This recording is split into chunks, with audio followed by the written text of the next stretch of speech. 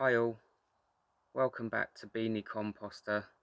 We're in the garden at the moment doing a bit of tidying up, and I kind of thought it'd be a good opportunity for me to show you where I get my bulking agent from, because I know a couple of people ask me where do I get bulking agent from, and if you are new to the channel and thinking about getting a hot bin, this will give you a little bit of an insight as in how we run ours and where we get our bulking agent from.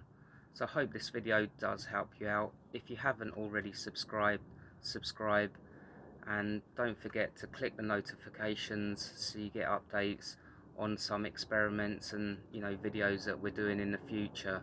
I've got a couple of good ones in my mind that I think everyone probably, even if you've got a hot bin, will be interested in. So where do we get our bulking agent from? Ta-da! The hedge from the front we normally cut at least once a year, sometimes twice a year, but that gives us enough bulking agent probably for most of the summer, so I'll be using that during sort of summer and into autumn. The rambling rows that we've got, 2 or 3 times of the year we need to like trim it and keep on top of it, and I tend to keep the larger sticks or branches and dry them out, and then I'll use that during sort of when some of the other bulking agent runs out. I just store this like this outside and it'll be fine, and providing it's nice and dry, I can just cut a few sticks of that into each like feed that I do. When I'm out and about, if I see they've cut some trees down, I've said before, when I take the little one to tennis, where I park the car, there's a load of stuff like this, which is just, wood chippings, which I sometimes collect a little bag here and there.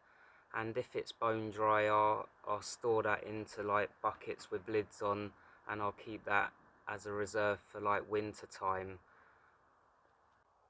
Also, throughout the year, we're cutting down, hedging, small trees, little bits here and there that I also use as bulking agent. So for example, today I've cut down a hedge that we've just got on the corner by the garage, and that's give us a ton of stuff which will last for probably a good couple of months as well. So what I'll do is I'll cut this down into smaller pieces, and with the the branches, I'll probably just store them with the rows and branches, and then I'll just use them as and when I need them. If you've got something like this quite a lot, it would be quite good to have like a shredder that you could just put it all through and get your own sort of chippings from, but unfortunately we don't have that, so it can get a bit of a time consuming and painful cutting all this stuff up in one go. So that's why I try to store it and just cut it up as I need it. But that's just give you an insight as into where we get our bulking agent from. And like I say, for us we can get quite a lot from the garden, and I tend not to have to get too much sort of wood chippings from anywhere else. I hope this video has helped you out. If you are new to the channel, don't forget subscribe. It just gives you an opportunity to join in the conversation with like the hot bin community and get ideas from everyone. Friday just gone, we posted a video which was a heat wave in summer, and when we came to the finish I was confident that the hot bin was going to come up to temperature, but when we filmed it, it was only just borderlining onto the 40-degree mark, and I was sure that the hot bin was going to come up to temperature. And a day later, while we posted the actual video, the hot bin is rock and rolling like normal. So have a look at what's happening with the temperature now. The weather's starting to cool down a bit now, and you get that enjoyment of when you're opening your hot bin, you see some steam coming out, which doesn't matter how many times it happens, it just seems to always make you smile.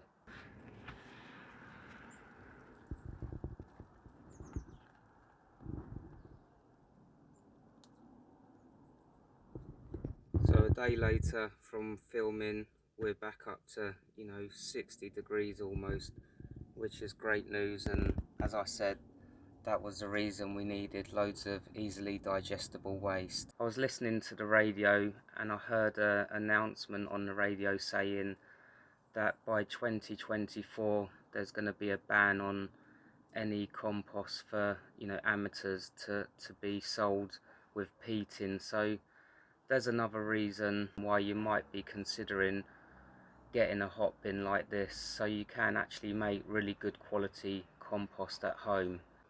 And just, until next time, happy composting and enjoy.